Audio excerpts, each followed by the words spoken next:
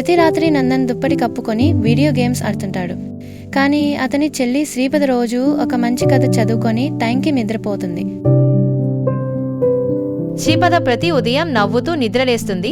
కానీ నందన్ ఇంకా దుప్పట్లోనే కలల ప్రపంచంలో తేలుస్తున్నాడు.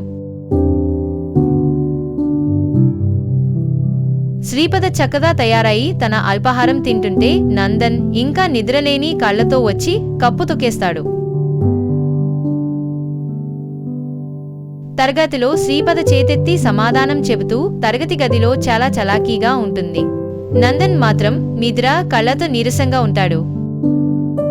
బడి నుండి ఇంటికి రాగానే వాళ్ళ అమ్మ వారిని టికెట్ ఇచ్చి సర్ప్రైజ్ చేస్తుంది.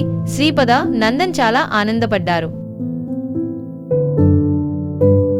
శ్రీపద మరుసటి రోజు తొందరగా నిద్ర లేచి జూకు బయలుదేరింది.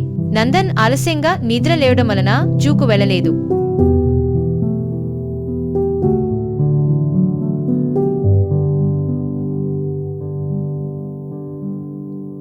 ఆ రోజు నందన్ పాఠం నేర్చుకున్నాడు. ఇక నుంచి అతను టైంకి పడుకుని ఉదయం తొందరగా నిద్రలేస్తానని,